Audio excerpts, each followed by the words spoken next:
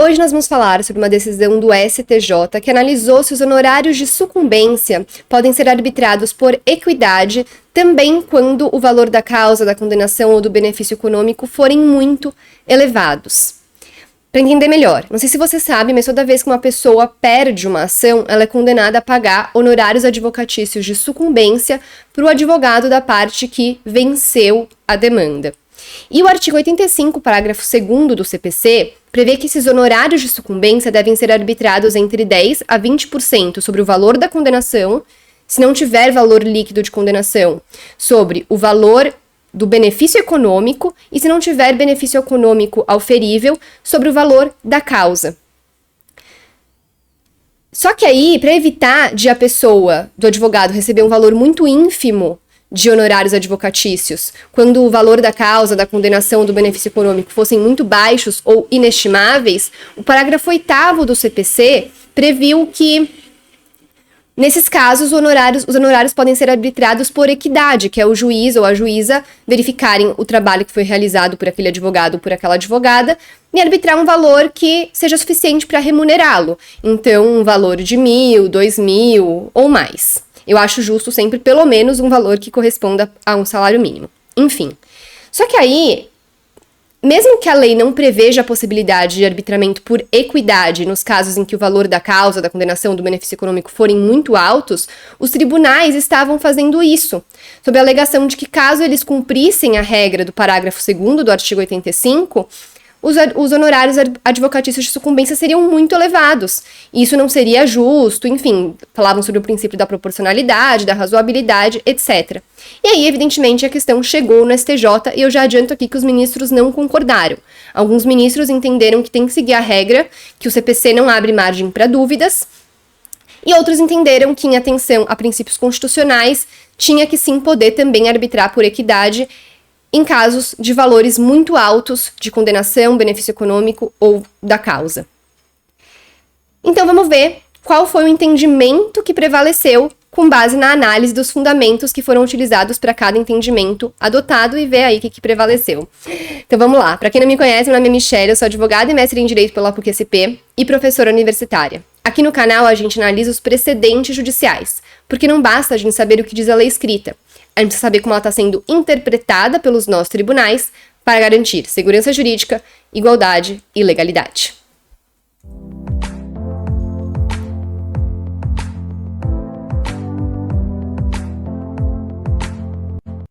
Antes de a gente começar a análise da decisão, não esqueça de se inscrever no canal, dar o seu like nesse vídeo e compartilhar esse vídeo com outras pessoas que possam se interessar sobre esse assunto, especialmente advogados e advogadas.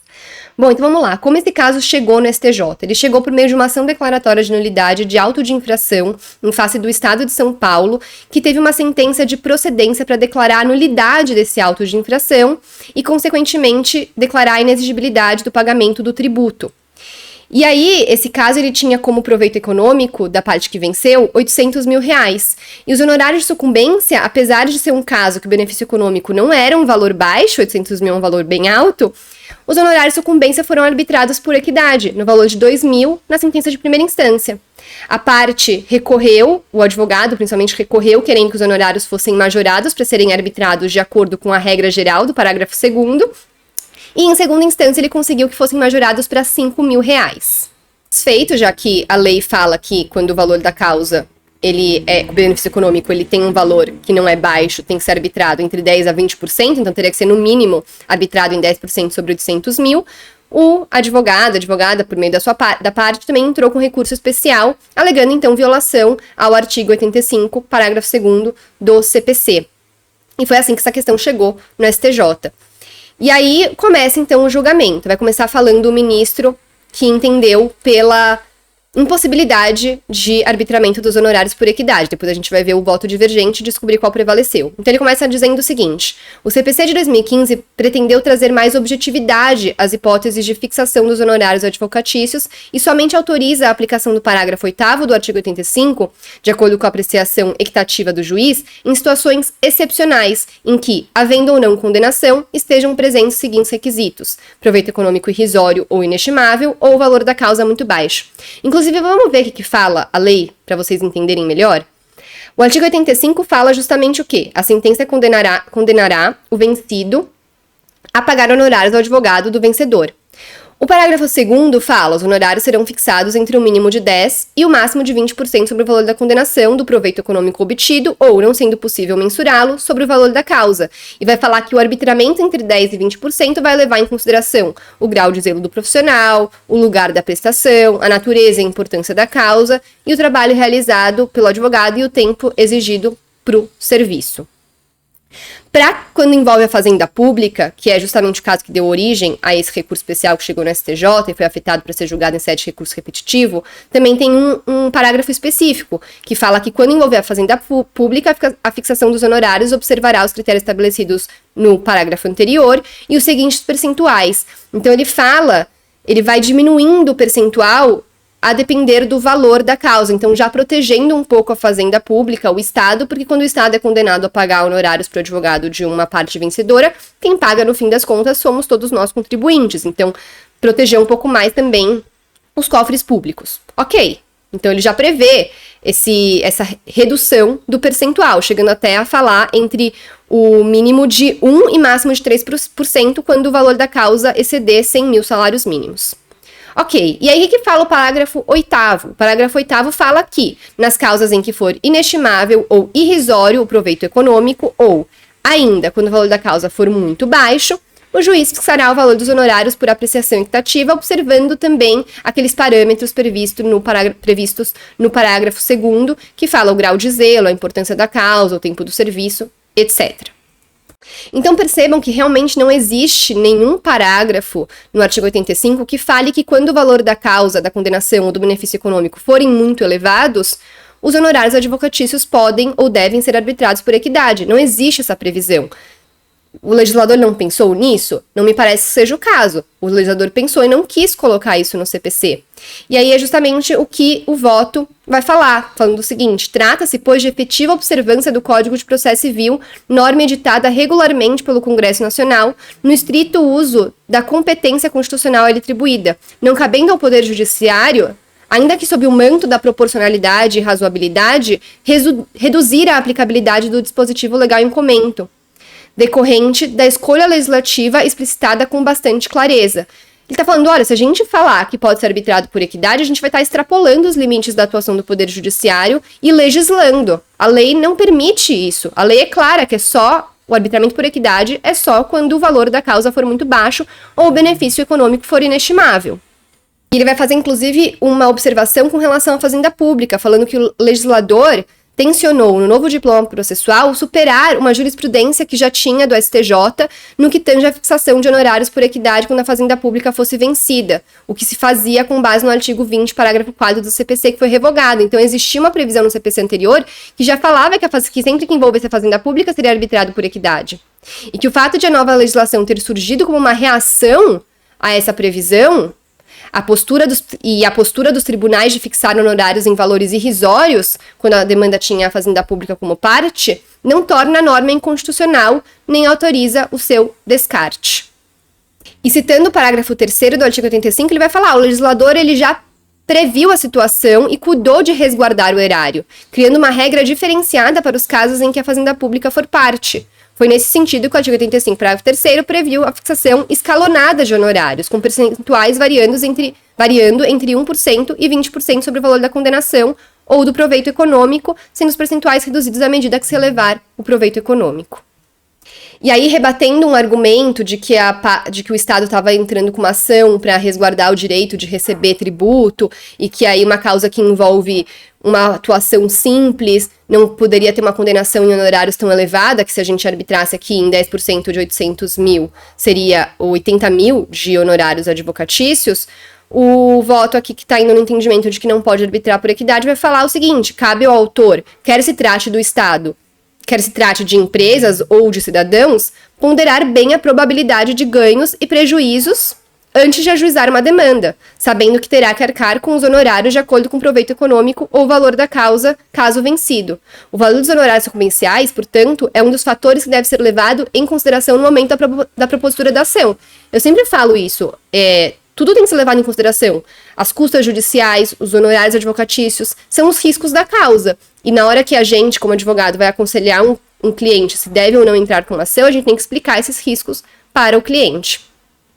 E aí ele vai seguir. É muito comum ver no STJ a alegação de honorários excessivos em execuções fiscais de altíssimo valor posteriormente extintas. Ocorre que tais execuções muitas vezes são propostas sem maior escrutínio, dando-se a extinção por motivos previsíveis, como a flagrante ilegitimidade passiva, o cancelamento da certidão de dívida ativa ou por estar o crédito prescrito. Ou seja, o ente público aduz em seu favor a simplicidade da causa e a pouca atuação do causídico da parte contrária, mas olvida o fato de que foi a sua falta de diligência no momento do ajuizamento de um processo natimorto que gerou a condenação em honorários. Com a devida vênia, o Poder Judiciário não pode premiar tal postura. A fixação de honorários por equidade nessas situações, muitas vezes aquilatando-os de forma irrisória, apenas contribui para que demandas frívolas e sem possibilidade de êxito continuem a ser propostas diante do baixo custo em caso de derrota. Esses foram os fundamentos, então, basicamente, para falar que não pode ser arbitrado por equidade, especialmente o fato de que a lei ela é expressa que só pode em casos de valor baixo e que, então, o judiciário estaria extrapolando os limites da sua atuação. E aí a gente vai para o voto da ministra Nancy Andrighi, que entendeu de forma diversa. E eu entendo muito bem a força dos argumentos dela, mas ainda não me convenceram. Vamos lá.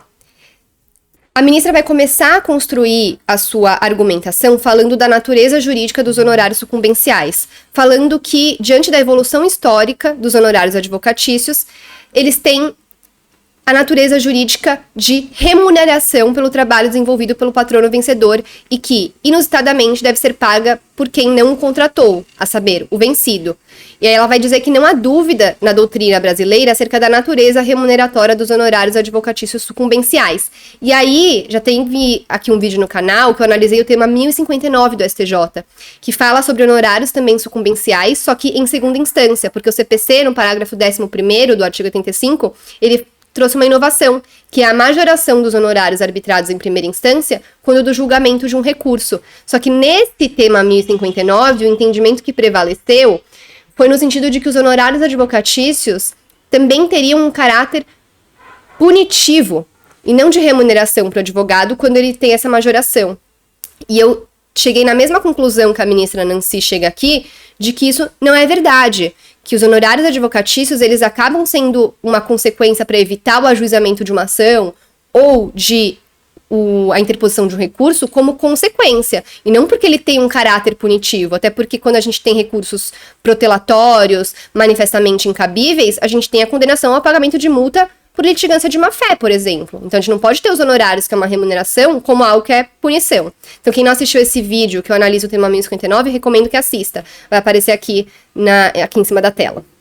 Mas por que ela tá falando disso? Porque ela vai chegar a essa conclusão aqui. Se é verdade que a verba honorária sucumbencial é a remuneração devida pelo vencido ao advogado do vencedor, não é menos verdade que essa remuneração deve ser correspondente ao trabalho efetivamente desenvolvido pelo patrono da causa, pois desvincular a remuneração pelo trabalho da atividade que fora efetivamente desenvolvida geraria, evidentemente, o enriquecimento sem causa.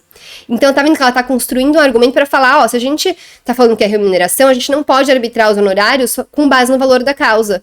Então, assim, só que, na verdade, esse argumento dela, me parece que seria sempre, então, ela estaria sugerindo que teria que sempre ser por equidade.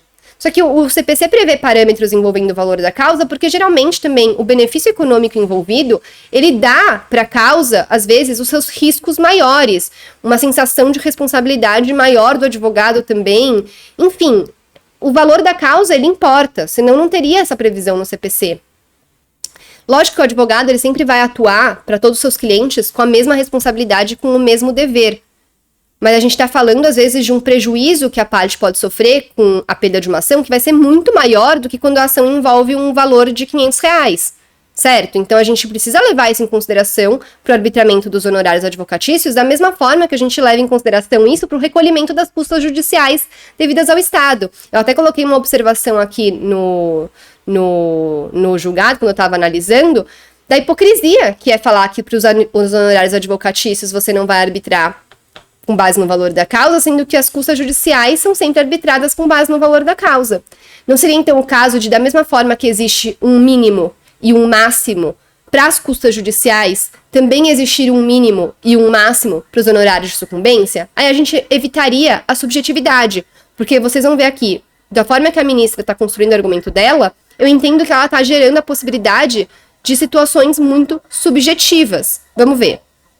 Então ela vai continuar o voto dela dizendo que o novo desenho legislativo da disciplina, não é segredo para ninguém, buscou reduzir as possibilidades de fixação dos honorários fora da regra geral pelo julgador, maximizando as chances de o patrono do vencedor ser dignamente remunerado pelo trabalho que realizou. Justamente por perceber que a regra geral do parágrafo 2º, que fala entre 10% a 20% sobre o valor da causa, da condenação ou do benefício econômico, poderia não ser suficiente para remunerar adequadamente, que o legislador criou a regra do artigo 85, parágrafo 8º do CPC, que a gente já leu, que fala do valor inestimável ou do proveito econômico irrisório. Aí ela vai dizer, o ponto nevrálgico da controvérsia consiste em definir, pois, se a exceção é explicitamente contemplada pelo legislador no artigo 85, parágrafo 8º, deve ser considerada como a única exceção à regra, ou se, ao revés, há também alguma exceção implícita à regra geral, ou ainda a possibilidade de interpretação extensiva da referida exceção explícita. Então ela concorda que a única exceção explícita é essa, mas ela está tentando construir uma argumentação que mostra que essa exceção tem que ser interpretada de uma forma mais extensiva para abranger também casos em que o valor da causa, da condenação ou do proveito econômico sejam muito elevados. E aí ela vai trazer questões mais técnicas da doutrina que falam sobre o surgimento de teorias, né? Então, como por exemplo, a teoria da derrotabilidade das normas de Humberto Ávila, como fruto da interpretação a ser dada pelo julgador em casos extremos e que tem seu campo de atuação sempre excepcional, adstrito a situações aparentemente não consideradas pelo legislador ou a situações que exigem do intérprete uma solução distinta daquela que seria obtida a partir da interpretação literal da regra. E ela vai explicar as situações em que, então, essa derrotabilidade da norma, essa teoria da derrotabilidade das normas, pode ser aplicada. E ela vai dizer que ela pode ser aplicada nas seguintes situações. Quando, a partir da exceção implícita nela existente, ela for insuficiente para resolver situações não consideradas pelo legislador, ou quando, por razões de inadequação, ineficiência ou injustiça, o resultado da interpretação literal contrarie a finalidade subjacente da regra. Enfim, não vou entrar em todo o mérito dessa teoria, senão a gente ficaria aqui muito tempo. Mas ela fala que, nesse caso, seria uma clara hipótese de aplicação dessa teoria. Por quê? Porque ela vai dizer que se a disciplina dos honorários advocatícios pelo CPC tem finalidade remunerar adequadamente o advogado do vencedor em virtude do trabalho por ele desempenhado na causa, é correto afirmar que a aplicação literal dessa regra, quando conduzir a remuneração inadequada, será evidentemente incompatível com a referida finalidade. Diferentemente do que normalmente se propõe, remuneração adequada do patrono não é sinônimo apenas de alvitamento dos honorários, remunerando em patamar abaixo daquele correspondente ao trabalho por ele desenvolvido, mas também é sinônimo de exorbitância dos honorários, remunerando em patamar acima daquele correspondente ao trabalho por ele desenvolvido. Aí ela vai fazer uma ressalva, falando que, considerando que a disciplina do CPC sobre os honorários advocatícios foi extremamente detalhada, então tá vendo, ela me parece que se contradiz um pouco, porque ela fala, foi detalhada, então se foi detalhada, como que a gente pode estar abrindo margem para uma interpretação extensiva de algo que não foi colocado em algo que foi extremamente detalhado? Mas enfim, considerando que foi extremamente detalhada, prevendo regras gerais aplicáveis aos litígios entre particulares e regras gerais aplicáveis aos litígios que envolvam entes públicos, bem como exceções explícitas para as hipóteses de valores inestimáveis, irrisórios ou muito baixos, é correto concluir que as situações em que seja necessário superar essas regras serão, se considerado o contexto geral, sempre raras. Mas o problema de considerar sempre raras é que é difícil controlar isso, é o que eu coloco. Isso dá muito pano pra manga de casos em que não é um valor exorbitante e o julgador da causa entender que é o caso de arbitrar por equidade quando não seria esse o caso. Como que a gente evita a subjetividade? Talvez adotando, como eu falei, um valor mínimo e um valor máximo. Um valor mínimo que corresponda pelo menos a um salário mínimo e um valor máximo que corresponda a não sei quantas vezes o valor de um salário mínimo, assim como a gente tem um valor mínimo para as custas judiciais e um valor máximo para as custas judiciais. Acho que seria uma boa solução, mas isso tem que ser feito pelo legislador, não pelo Poder Judiciário.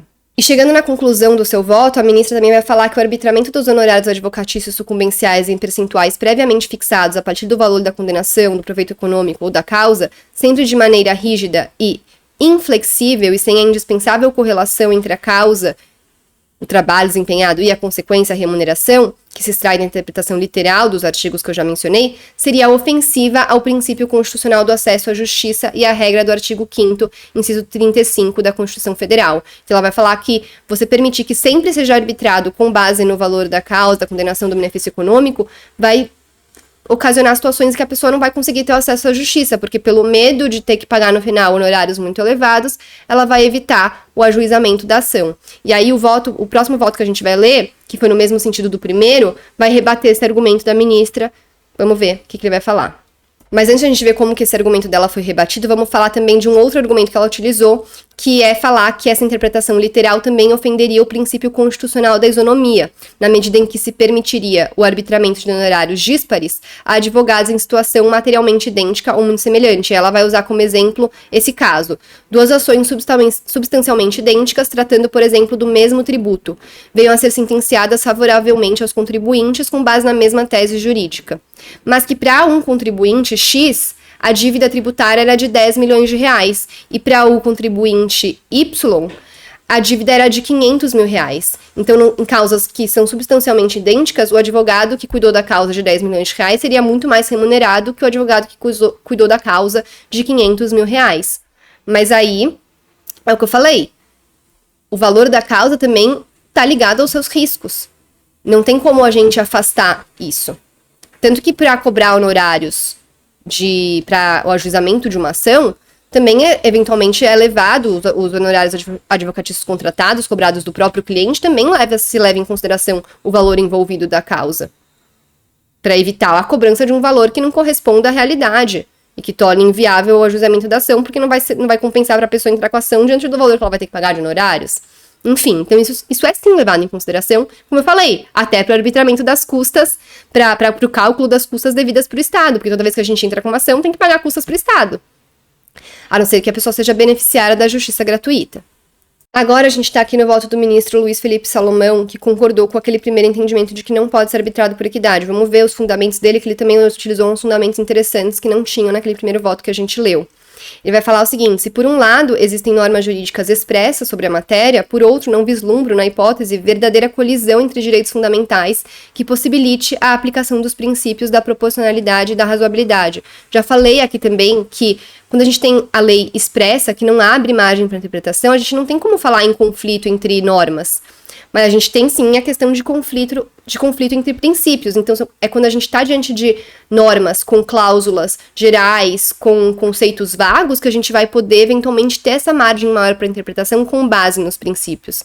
E é o que ele vai falar. Embora não se descure da importância que deve ser conferida aos princípios jurídicos, o seu manejo exige parcimônia, sob pena de degenerar-se em verdadeira principiolatria, isto é, na proliferação de princípios em detrimento de parâmetros de segurança e de certeza jurídicas, o que poderia, em última instância, constituir uma verdadeira discricionariedade judicial. É justamente isso, se tudo for ser levado também em consideração e ser julgado com base nos princípios, quando não existe uma violação patente a algum artigo de lei constitucional que trate de direitos fundamentais, o judiciário ele vai está livre para realmente definir o que ele quiser, a despeito do que diz a lei infraconstitucional, falando que está julgando com base em princípios constitucionais. Então precisa ter esse cuidado para não cair nesse risco aqui que ele está colocando.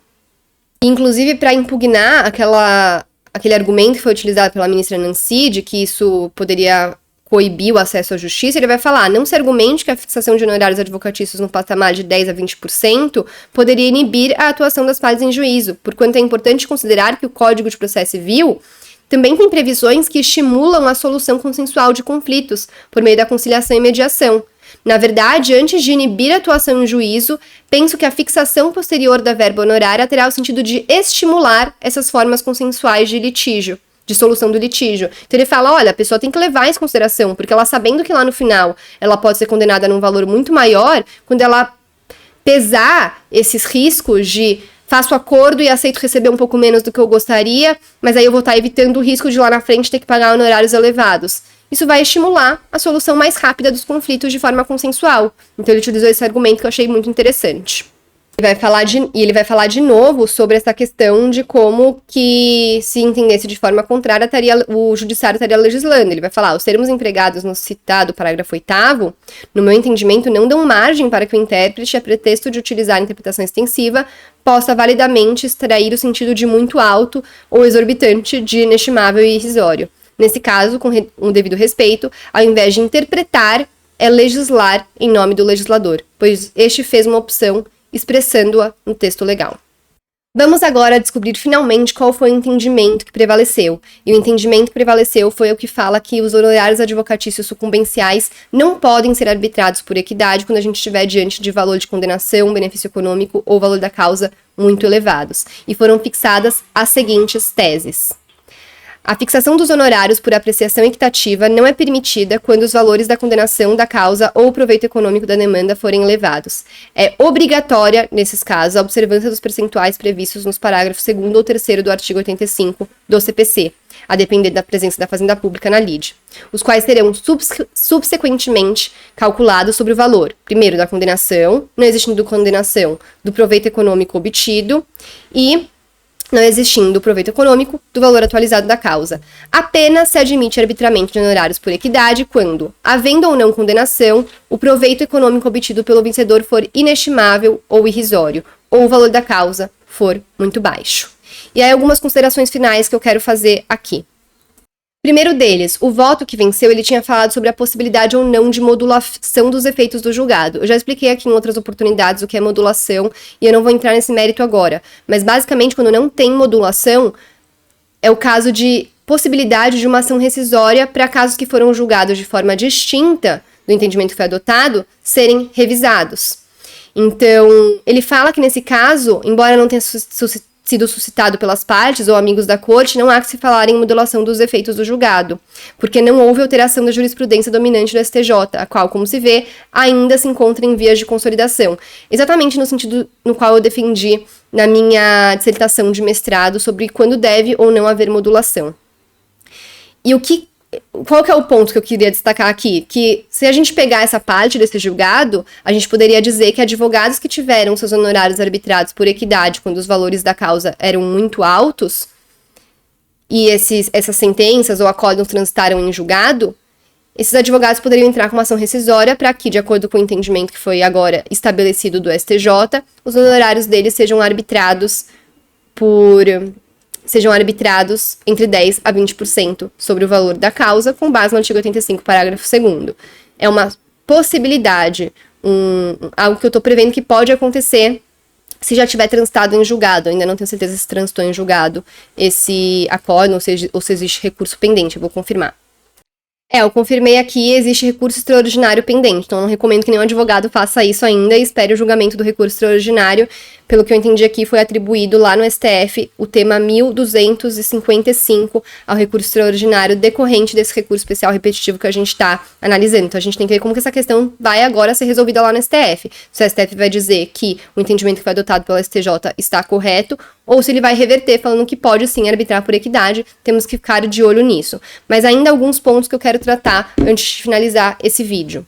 O outro ponto que eu queria destacar é que, além desse recurso extraordinário que foi interposto nesse recurso especial repetitivo, quando do julgamento desse recurso especial repetitivo, também já existia no Supremo Tribunal Federal essa ação declaratória de constitucionalidade, número 71, que foi ajuizada pelo Conselho Federal da Ordem dos Advogados do Brasil, na qual esse conselho busca que o STF determine que o Poder Judiciário seja proibido de aplicar o disposto no artigo 85, parágrafo 8º do CPC, fora das hipóteses nele literalmente estabelecidas, justamente considerando que ele é constitucional e que ele não abre margem para uma interpretação além do que está nele descrito. E aí, quando esse recurso especial repetitivo foi julgado, essa ação declaratória ainda estava pendente de julgamento, e acredito que provavelmente agora ela vai ser meio que julgada em conjunto com esse recurso extraordinário que foi recebido lá no STF pelo tema 1255.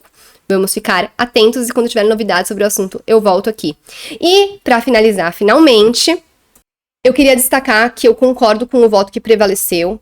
E eu acho que fica de sugestão que, eventualmente, o legislativo, para evitar esse tipo de discussão e levar em consideração todos os argumentos que foram utilizados nesse julgamento que a gente analisou, tanto o voto vencedor quanto o voto vencido, que se estabeleça talvez então um mínimo e um máximo de honorários advocatícios, até porque eu já tive caso no qual o valor da causa era R$800 e o judiciário considerou que esse valor seria suficiente, não seria um valor irrisório para fins de arbitramento dos honorários entre 10% a 20% sobre o valor.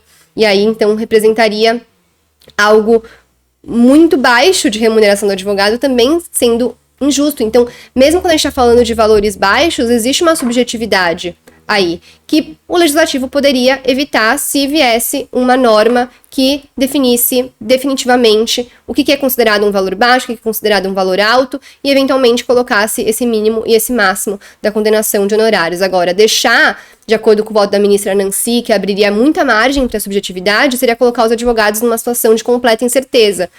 Os honorários de sucumbência, eles têm natureza de remuneração, tanto que o parágrafo 14º, se eu não me engano, do artigo 85, ele fala que são verbas alimentares do advogado, e então realmente o advogado retira disso o seu sustento. Ele cobra um valor para entrar com a ação do seu cliente, lógico, mas ele leva em consideração para também majorar o valor que ele vai cobrar de honorários contratados, o que ele pode vir a receber no final de uma demanda. Então, tudo isso é levado em consideração e deixar essa insegurança jurídica, que acabou não sendo deixada pelo STJ, porque prevaleceu o voto com o qual eu concordo, seria colocar o advogado numa situação de completa incerteza e, enfim, eventualmente até onerar mais aquela parte que vence a ação, que poderia acabar tendo que pagar honorários mais altos se o advogado não recebesse honorário de sucumbência no final. Então, a parte que venceu a ação, que acabou tendo que ajuizar uma ação ou se defender uma ação porque a outra pessoa deu causa a uma demanda que era descabida, ela talvez se onerasse ainda mais por um entendimento que fosse de forma diversa do que acabou sendo adotado aqui no STJ. E agora a gente tem que ficar de olho no que vai acontecer lá no STF e, para quem concorda comigo, pressionar a STF para decidir de acordo com o entendimento que foi adotado, nesse caso, pelo STJ. Mas, enfim, é isso. Espero que tenha gostado. Se tiver ficado com quaisquer dúvidas, deixe aqui nos comentários. Também deixe sua opinião sobre esse tema. Você acha que o voto da ministra Nancy que devia ter prevalecido? Você concorda com o voto que prevaleceu? E deixe também suas críticas, opiniões, sugestões de outros vídeos que você gostaria que eu analisasse por aqui. E, de novo, não esqueça de se inscrever no canal e dar o seu like nesse vídeo e compartilhar com outras pessoas que possam se interessar, especialmente advogados e advogadas, com relação ao tema de hoje. Muito obrigada e até a próxima!